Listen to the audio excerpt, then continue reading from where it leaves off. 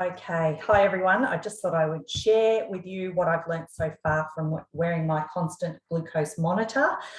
It's pretty fascinating and it's super relevant to all of us. So before I do that, I just want to give, for those of you who don't know, a really basic insulin 101. So the food that you eat is broken down into blood sugar. The blood sugar enters your bloodstream, which signals the pancreas to release insulin. So insulin helps blood sugar to enter the body cells so it can be used for energy. So insulin also signals the liver to store blood sugar for later use. And that's important when we're talking about weight loss later on in another post. Blood sugar enters the cells and the levels in the bloodstream decrease, and that signals insulin to also decrease. So that is, in a perfect world, how it should work when everything is working smoothly, but it can very quickly get out of whack. Lots of blood sugar in the bloodstream, lots of glucose in the bloodstream is really damaging to the body, and it needs to be moved into the cells as soon as possible.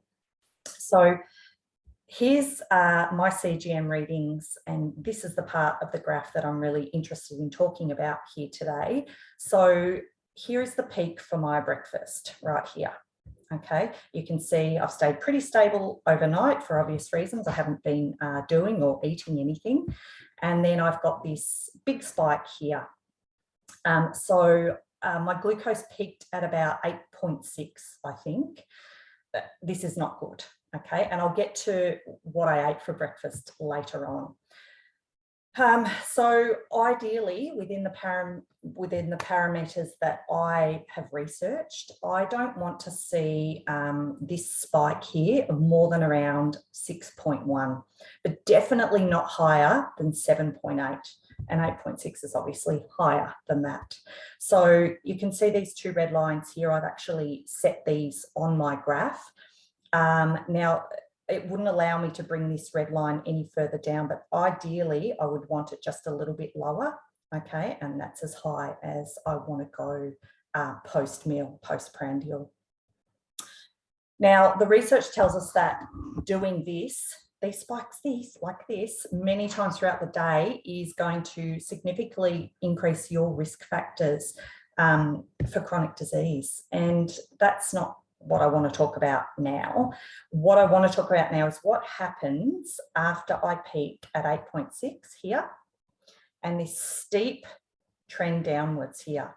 Okay, now what I want you to take note of is this is where I was at prior to my meal, and you can see if you run a line along there, I'm actually quite a bit lower after my meal. My glucose is even lower. So this is called reactive hypoglycemia. Okay, it's not technically reactive hypoglycemia until I fall under 3.9, which I didn't in this case. I have in at other breakfasts though, but I was pretty close. I was at about 4.1 at my lowest after this drop. So that doesn't mean you're not going to feel the symptoms of that drop just because it doesn't get to 3.9. I definitely felt the symptoms of this drop here. So reactive hypoglycemia is an exaggerated insulin response to a high carbohydrate meal. So your insulin panics and floods your system, and it causes an overshoot in the amount of glucose that is absorbed out of the bloodstream and into the cells, and that's not good either. So that's why my blood sugar got so low, and this drop so quickly in glucose in my blood triggers my body, and yours if you do it, to release epinephrine. So it's adrenaline, okay, the fight or flight hormone, which leads to things like, in the short term, faster heart rate, sweating, anxiety, blurry vision, confusion, racing thoughts, those sorts of things, okay? This is the short-term effects of doing this, of peaking your blood sugar like what I have here. So there is short-term, medium-term and long-term effects from that. So the threshold for hypoglycemia is typically thought to be when glucose is about 3.9. And like I said, that's when it triggers, epinephrine to switch on. And there's a recent study that I was reading about about low fasting glucose levels, okay, low under here in healthy people and their long-term risk of health problems like stroke and heart attacks. And they found that non-diabetic people who had a baseline fasting glucose of less than 4 had a 56% increase in all-cause mortality compared to people with normal fasting blood sugar levels.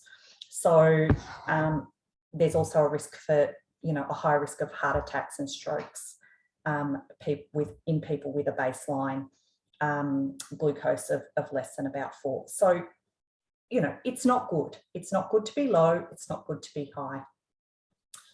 I also quickly want to mention the cortisol in your system. Okay, so when you peak your blood sugar like this and you're coming on the way down and that triggers your cortisol, that's a stress to your body. Okay, and that stress leads to a big loss in magnesium, B vitamin, zinc. Okay, it leads to mineral dysregulation, and that mineral dysregulation can have an upstream effect on everything to do with your health. Okay, so it's not just about heart attacks and strokes and diabetes. We've got to get that out of our heads. Insulin is not just about those things. There are short-term, medium-term and long-term effects from doing this all day long, every day for years and decades. All right. Sorry, that's really ranty.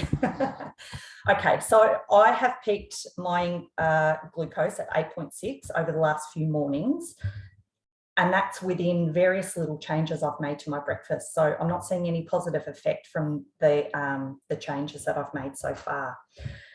So I now have this very objective data to overlay with my subjective experience of when I've had this reactive hypoglycemia. So let me explain that. So every morning, and I'm talking about this really steep downward trend here, every morning at about 45 minutes to an hour after I've eaten this high glucose meal, I get the jitters. I get a racing heart.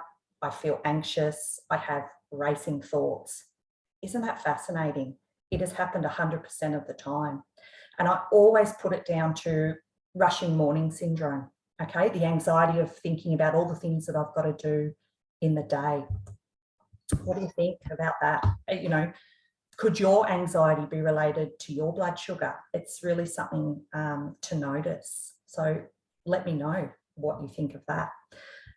So just to quickly tell you what I had for breakfast this morning, this peak was caused by me eating a 2-egg omelette. In that omelette was 2 eggs, half a tablespoon of coconut flour, a little bit of tapioca flour and some vanilla. And on top of that, I don't generally measure, but I did for this. I had a cup of blueberries and half a tablespoon of raw honey. Okay, 1 cup of blueberries and half a tablespoon of raw honey has given me this massive peak. All right. So I'm not suggesting everybody's going to react the same way. I did try the same with maple syrup yesterday, and I got 8.6 as well. So clearly the runny sweeteners, the liquid sweeteners, are not agreeing with me, even in that small amount that I'm using. I'll just quickly talk about this peak here as well. This peak was my lunch yesterday. I ate a leftover lamb chop, a rocket salad with some spring onions and feta on it, about half a dozen of tiny cubed little potatoes, and a drizzle of balsamic vinegar and a drizzle of maple syrup. Okay, again, it's way outside of the parameters that are going to keep me healthy and out of disease long term. And it's just really interesting to start to put this on the page together with what's happening with me, with the way that I'm actually feeling when I have this big steep drop like this. Anyway, that's all for now. Let me know your thoughts, and I will drop back in and share again this week about what I'm learning.